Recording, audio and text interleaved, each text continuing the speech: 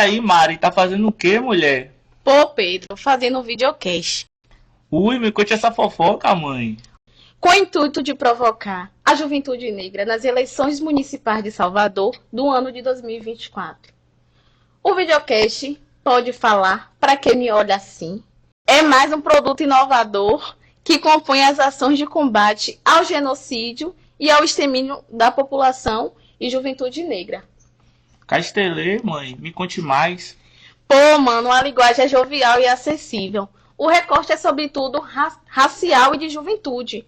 O videocast é mais um produto de incidência política, produzido pelo projeto Juventude Negra e Participação Política, da Cipó Comunicação Interativa. O videocast pode falar, para quem me olhar assim, tem como proposta entrevistar candidaturas negras que irão competir aos cargos de prefeitura e vereança na cidade de Salvador, colocando à tona questões pertinentes dos territórios negros e, sobretudo, falando o que os jovens negros querem saber, desejam ouvir e querem alimentar para projetos futuros. E no nosso primeiro episódio, iremos entrevistar o candidato Kleber Rosa. Encontrei hoje o Kleber Rosa de Souza, candidato do PSOL, Partido Socialista da Liberdade, para disputar a Prefeitura de Salvador este ano de 2024.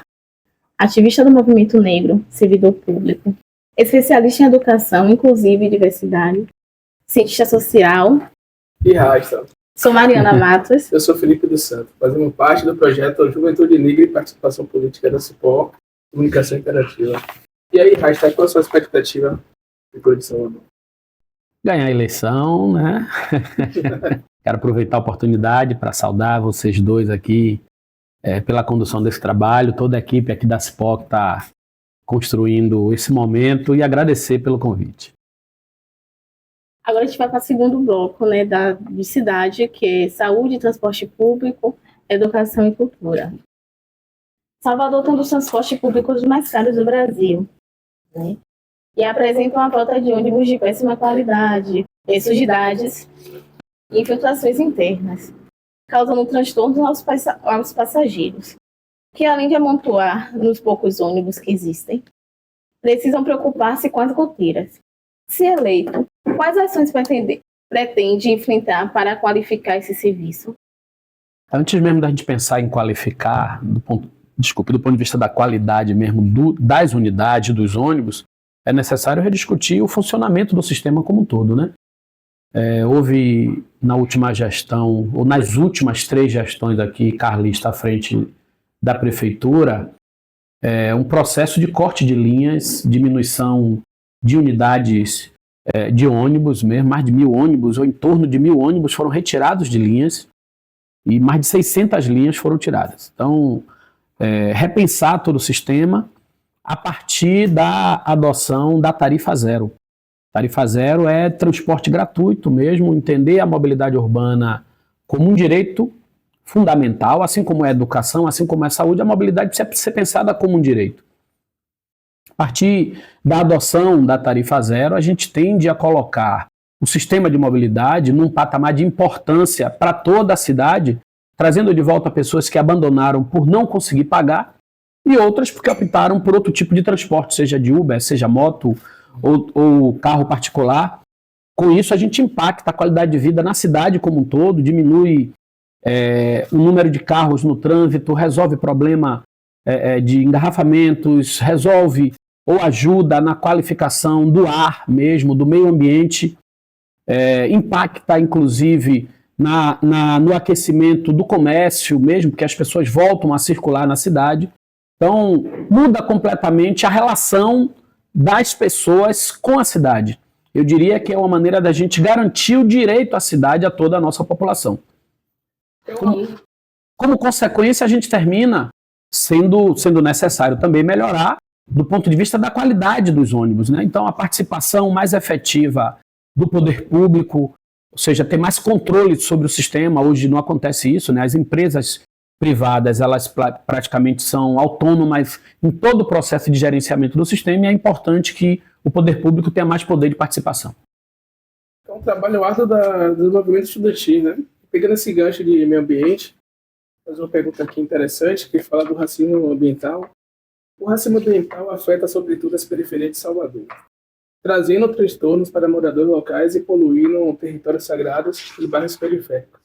Exemplo de bairro afetado é Lobato e Ilha do Rato, cuja falta de saneamento básico em época de forte chuva, o acúmulo de lixo causa alagamento e prejuízo para moradores em torno do Parque São Bartolomeu, que continua sofrendo os projetos que ameaçam sua conservação. Qual seria o plano de ação para o enfrentamento do racismo ambiental, caso seja eleito? É importantíssima a sua pergunta. Primeiro, quero registrar que eu estive ontem no Parque São Bartolomeu, fazendo uma visita mesmo com ambientalistas que denunciam a construção de um aterro sanitário dentro da área do Parque de Preservação Ambiental do Parque São Bartolomeu. E essa construção está sendo feita pela Prefeitura de Salvador. Isso dá a dimensão da absoluta ausência de compromisso dessa gestão com o meio ambiente, sobretudo no que diz respeito àquilo que é de interesse da nossa população preta, né, que vive nas periferias da cidade, em sua maioria. Eu diria que pensar um programa de saneamento básico é fundamental para a gente enfrentar o problema do racismo ambiental, porque, ao meu ver, passa antes de tudo, primeiro, pelo que a gente entende mesmo, pelo conjunto de elementos que a gente entende como saneamento básico, né, que envolve o acesso à água, né, o esgotamento sanitário, a coleta de lixo. Então, esses elementos são fundamentais. A gente tem um plano, mas que alcance a maioria do nosso povo na periferia, de maneira que isso leve qualidade de vida. Antes de qualquer coisa, né, a gente costuma... o Chico Mendes dizia que ecologia sem luta de classe é jardinagem.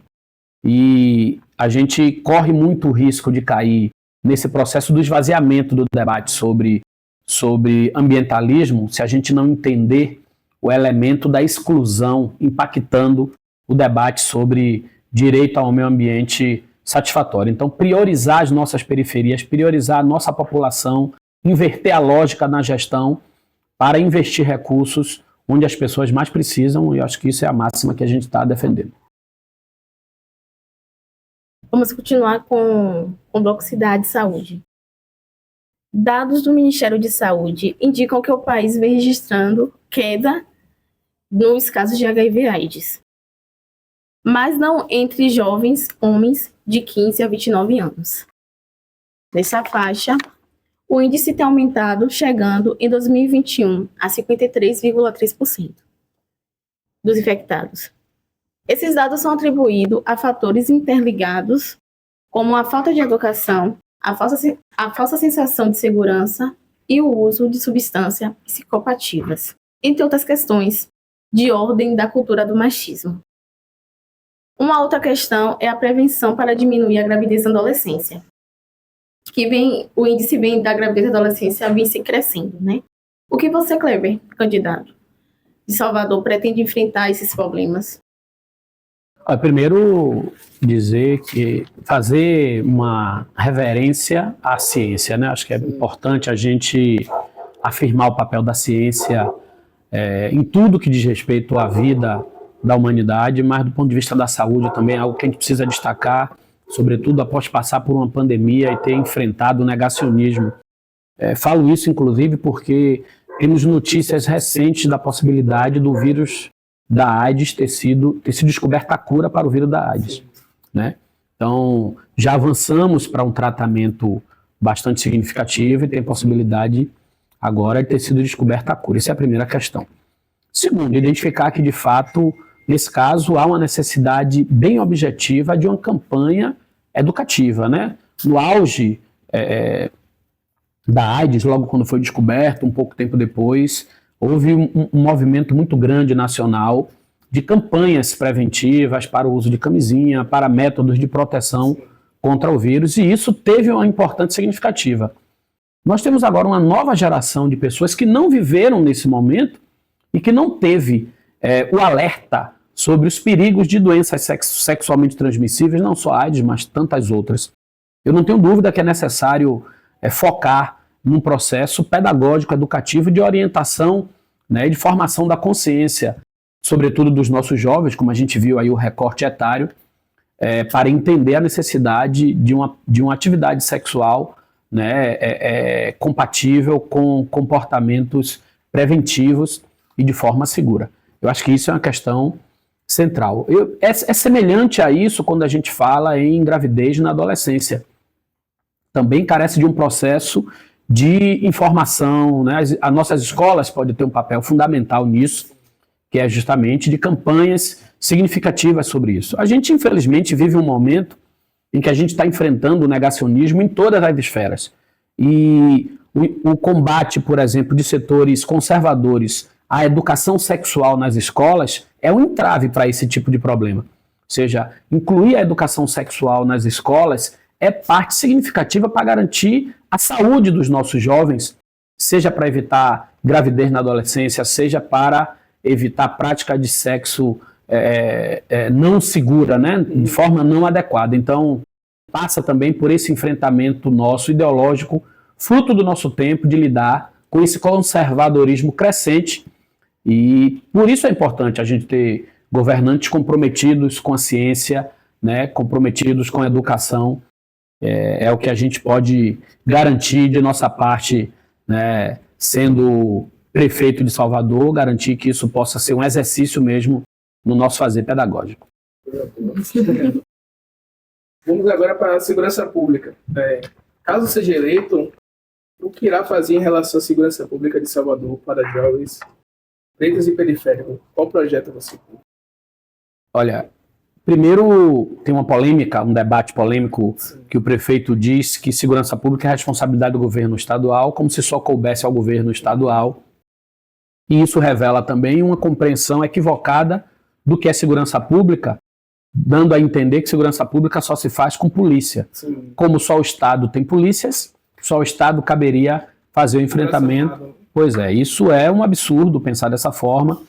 Nossa proposta é construir a Secretaria Municipal de Segurança Pública e Direitos Humanos, criar um sistema único de segurança pública municipal, criando conselhos municipais territoriais de segurança pública, com participação popular para discutir soluções relacionadas à segurança pública, que pode ser simplesmente a construção de um campo de futebol, né? Não isoladamente, mas como parte de uma política geral, a geração de empregos, a política de emprego para a nossa juventude, o acesso à arte, a melhoria da educação, como é proposta nossa, incluir, aliás, mais do que incluir na escola, a gente também tem uma proposta de criar a primeira escola pública de teatro e audiovisual, primeira escola pública municipal de teatro e audiovisual.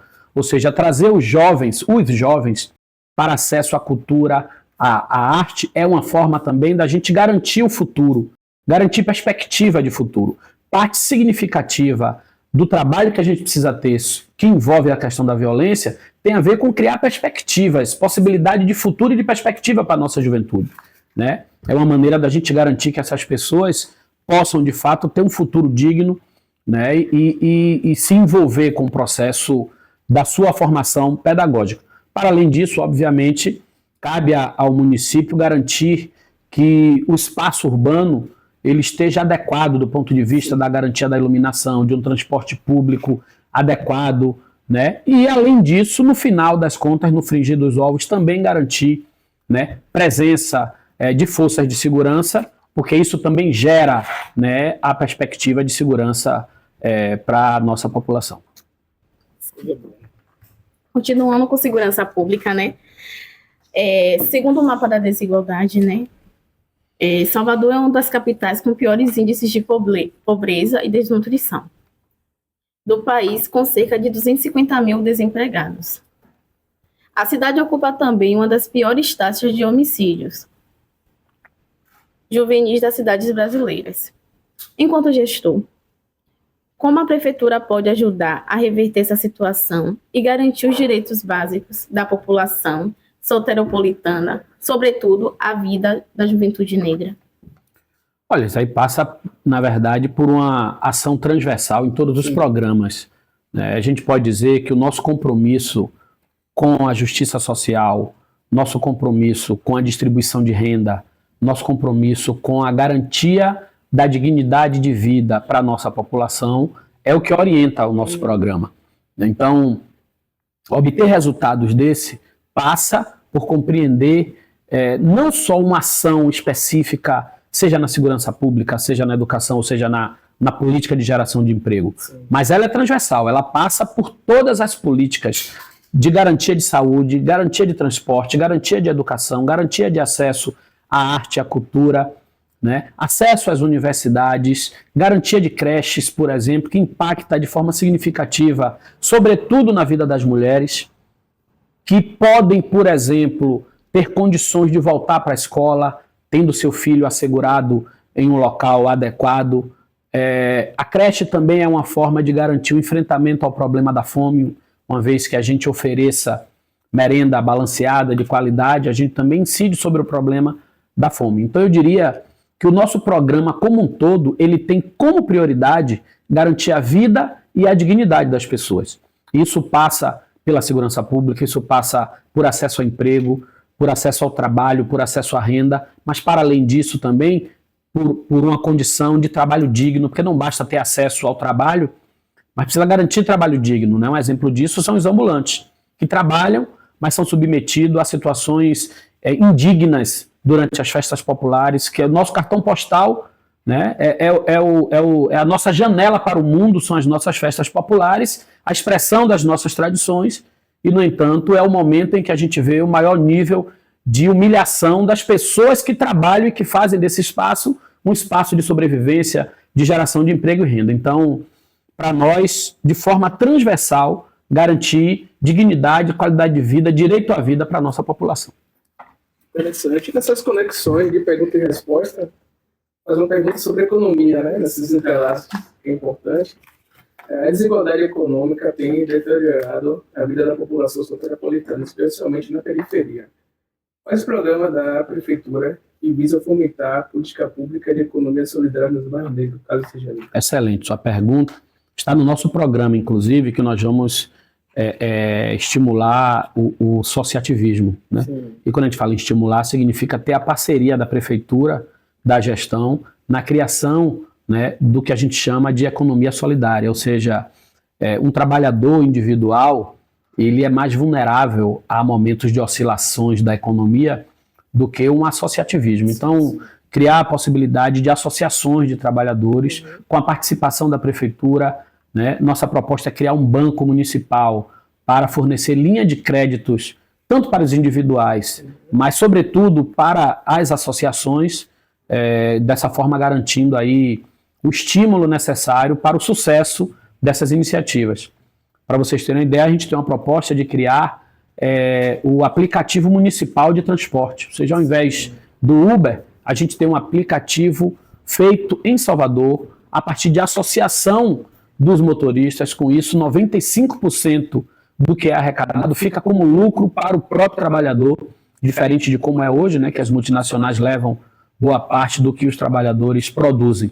Então, investir na economia solidária, partindo do pressuposto de que é possível o nosso povo se associar, criar associações, criar espaços coletivos de produção de economia com a participação, estímulo e apoio do poder público. O trabalho do povo para o povo, né? Isso. Muito obrigado. Obrigada. A gente vai entrar agora na questão da educação. Em relação à educação, um dos grandes desafios, o que o senhor acabou de falar, né, é a implementação de creches, aí pré-escola de tempo integral. Esse problema atinge não só as crianças, mas as mães, sobretudo as jovens mulheres, né, que precisa escolher entre trabalhar, estudar e cuidar dos filhos. O que pretende fazer para resolver essa questão rapidamente, embora o senhor já disse um pouco, né? É isso.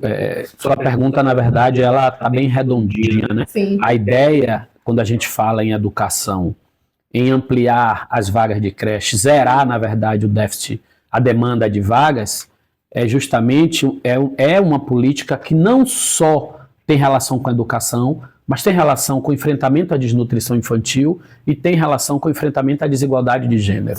Sim. A gente sabe que é crescente o número de mulheres que se tornam chefes de família, inclusive mulheres jovens, se a gente considerar o índice de mortalidade da nossa juventude negra, né? As mulheres terminam ficando sozinhas para cuidar dos seus filhos, a maioria jovens com filhos pequenos. Então, uma creche adequada garante o acesso dessas crianças à educação, garante o acesso dessas crianças a uma alimentação adequada, permite que essas mulheres possam voltar para a escola muitas vezes, terminar o seu percurso e poder entrar com alguma qualificação no mercado de trabalho.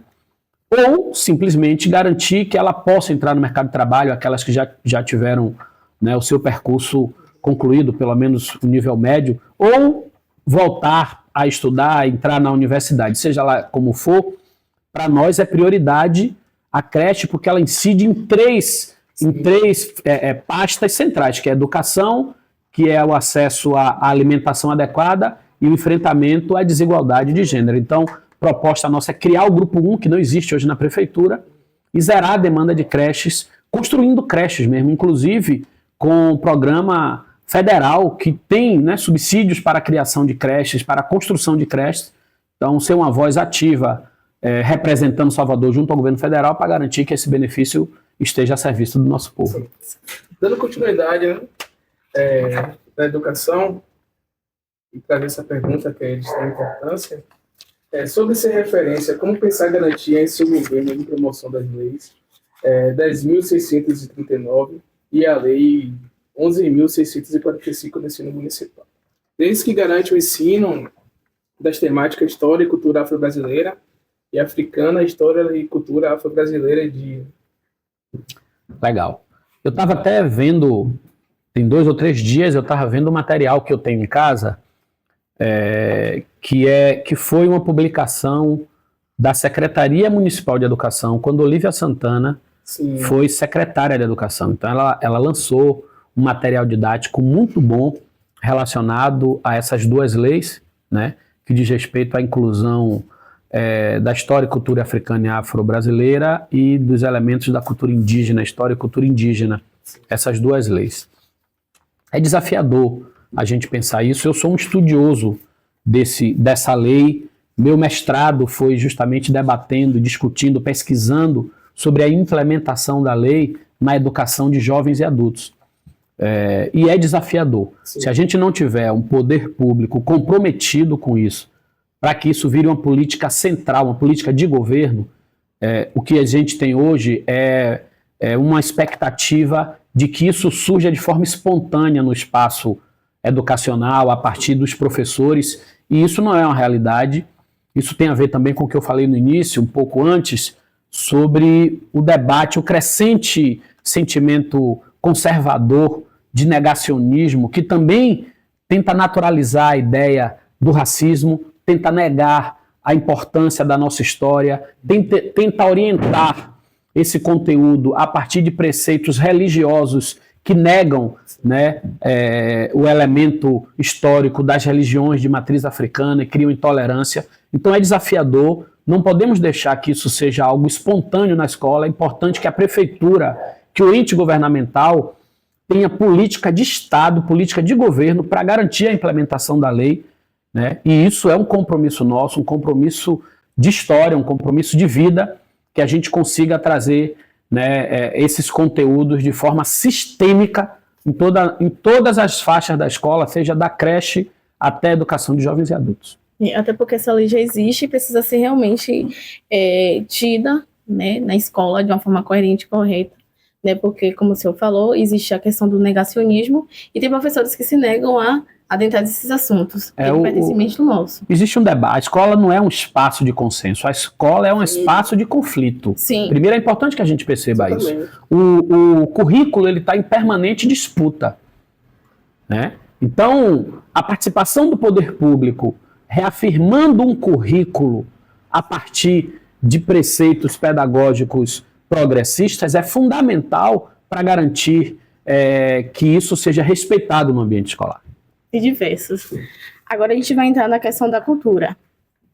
Uma vez que nós vemos as violências e o abandono das comunidades negras e periféricas de Salvador, o não acesso à cultura é uma das partes que mais nos toca, uma vez que comunidades não têm acesso à cultura e aos equipamentos culturais da cidade. Como você vê essa questão? E como pretende reverter isso? Olha, eu acho que é importante a gente fazer uma reflexão mais profunda, inclusive, no que diz respeito ao debate sobre cultura. Sim. A gente tem uma tendência a ver a cultura como mera exposição, não é nem artística, mera exposição festiva, muitas vezes, né? Como se fosse a expressão de grandes eventos. Eu acho que é importante a gente entender que nós, como povo, a gente está produzindo cultura o tempo todo. E a cultura popular, para além da gente ter acesso, porque quando a gente fala ter acesso, parece que a cultura é algo que a gente vai buscar em outro lugar. Distante. Eu acho que mais do que ter acesso, é ter oportunidade de ver suas manifestações culturais reconhecidas, respeitadas e, como é que eu diria, expostas, né? Valorizadas. Então, ter um projeto de cultura, isso está no nosso programa, pensar como é que eu diria, um programa mesmo de valorização da cultura, de maneira que a gente potencialize aquilo que a gente chama de pontos de cultura. Eu acho interessantíssimo que é um programa do governo federal, os pontos de cultura, ou seja, a gente entender que um simples bar pode ser um ponto de cultura. Exatamente. Quando a gente olha a Laíde do Feijão, o espaço, o bar, o restaurante de Alaide do Feijão é um ponto de cultura, porque ali é um espaço de encontro, né, da militância negra, da juventude negra. Ali é um espaço de afirmação da culinária como elemento cultural. Então, olhar para espaços como esse e fazer com que ele fazer com que ele continue existindo como um legado, inclusive, de Alaide do Feijão, é algo fundamental. Exatamente. Então, muitas vezes a gente acha que a cultura é só aquela coisa que está distante, né? Óbvio que ter acesso aos diversos elementos culturais é fundamental e precisa ser garantido também. E, mais uma vez, eu volto para a transversalidade da nossa política, né? Quando a gente fala em tarifa zero, a gente está falando do direito à cidade, consequentemente do direito de circular e de acessar tudo isso que muitas vezes está sendo exposto até de forma gratuita pela cidade e a nossa população não tem acesso porque não tem o direito, né, não tem a garantia do direito de ir e vir, de transitar pela sua cidade. Exatamente, é bom você trazer isso, a questão do deslocamento. E tem também a questão da marginalização, né? Que enquanto a gente tem encontro na nossa comunidade, o paredão, o dito paredão, que é bastante criminalizado, a gente não tem nem direito de se divertir onde a gente reside. Então existe uma problemática gigantesca que é relegar a cultura de todas as formas, né? E marginalizar a nossa própria cultura. Isso, Exatamente. isso. E continuar as perguntas, a gente vai falar agora sobre política de juventude negra, né? Que a gente aqui faz essa incidência política sobre juventude negra e pesquisa. Como podemos garantir que as políticas públicas direcionadas à juventude negra sejam eficazes, transparentes e realmente atendam às suas necessidades e anseios da sua gestão? Primeiro, ter política séria para a juventude e, segundo, dar à juventude o protagonismo dessas políticas, né? A gente tem a perspectiva também da criação da Secretaria de Juventude Importante. e, né, quando eu falo em dar um protagonismo, é garantir que essas políticas sejam dirigidas por um jovem. Sim. Da mesma forma que a Secretaria de Educação precisa ser dirigida por um educador, e isso é algo do qual a gente não abre mão, a Secretaria de Juventude tem que ser dirigida por um jovem, né? De preferência um jovem que tenha o seu histórico no ativismo e no compromisso, né, com o debate da garantia das políticas para a juventude. Então, nosso programa prevê ações específicas para a juventude e prevê a criação de uma secretaria dirigida, né, por jovens e, consequentemente, para os jovens. Né? Pronto. Continuando com política de juventude negra, né? Como qualificar o serviço das prefeituras bairros, porque já existe, né? Com relação aos atendimentos relacionados à juventude, né? Como alistamento militar, CARD único, encaminhamento de mercado de trabalho e planejamento familiar. A gente quer saber o seu ponto para, caso o senhor seja candidato, como o senhor vai agir dessa forma para qualificar. As prefeituras bairros, ela se tornou, na verdade, um grande balcão de emprego. Sim. Ela termina funcionando, na verdade, para a manutenção do prefeito, né, que faz ali cabos eleitorais, espaços de emprego para seus cabos eleitorais, e termina atendendo mais a esse elemento e secundarizando a importância de ter nas prefeituras bairros um espaço de fato de acesso da população à prefeitura. Sim. A prefeitura bairro, ela não é de fato uma prefeitura. Ela tem um processo extremamente limitado, arcaico e desestruturado para os atendimentos necessários. Só para vocês terem ideia, eu acompanhei o processo de cadastramento dos ambulantes para as festas populares e esse ano foi oferecido nas prefeituras bairros e não teve condição de atender a demanda porque não tinha, né? Tinha um computador, 2 computadores, se fez filas gigantescas. Então, instrumentalizar esse serviço de maneira que a gente descentralize a prefeitura e que ela de fato se faça presente em todas as regiões da cidade com todos os serviços que é oferecido pela prefeitura. Ou seja, é importante que nós tenhamos ali de fato uma mini prefeitura com políticas específicas em todas as áreas da prefeitura, né? Política de educação, política de segurança pública, como eu já falei, com conselhos territoriais que funcionem na prefeitura, política de saúde, ou seja, é possível de fato a gente descentralizar a gestão, dando poder às prefeituras, bairros, fazendo concurso inclusive para servidores, de forma que a gente qualifique o serviço e possa garantir o acesso das pessoas a todos os serviços prestados pela prefeitura, inclusive Secretaria da Fazenda, que é fundamental, né? As pessoas costumam procurar muito para diversos serviços relacionados a isso, então precisa estar presente uma espécie de SAC, como o SAC funciona com todos os serviços. Acho que a nossa proposta é que as prefeituras bairros estejam equipadas dessa forma. Kleber, queria agradecer sua presença, essa conexão, né, de perguntas e respostas, compreender o intelectual negro que você é. E eu queria só fazer a última pergunta, né? O que você diria para essa juventude negra para votar em Kleber Rosa, o Rasta? Olha, eu tenho recebido muitas mensagens, eu tenho sido abordado muito na rua por jovens negros lindos, assim como vocês, e que falam comigo com animação, que é uma coisa fantástica. Porra, Kleber, na moral, velho, é massa ver você na TV. Velho, você me representa. Eu me sinto representado por você. Então, o que eu diria para essa juventude é que a recíproca é igual, né? Eu me sinto representado por vocês que estão aqui. Eu me identifico, de fato, com o que eu sou, né? A minha imagem, a imagem que eu trago, que eu afirmo, ela não é mera estética. Ela é afirmação de identidade. Eu acho que é muito importante que a gente se veja no lugar de alguém que é capaz de governar. E governar para nós. Nós podemos governar e governar para nós. Esse é o desafio que está posto. Eu convido as pessoas a acreditar nisso, a somar com a gente nessa campanha, porque a cidade ela pode ser nossa e ela vai ser nossa.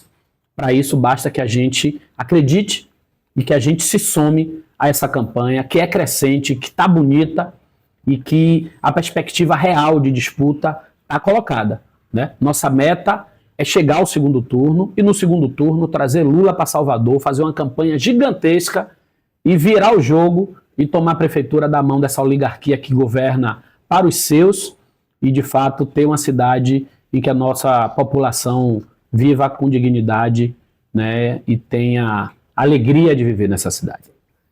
Esse é o primeiro episódio do videocast Pode Falar Daqui Melhor Assim, que é mais um produto de dissidência política da Juventude Negra e Participação Política. Quero agradecer mais uma vez a Kleber Rosa.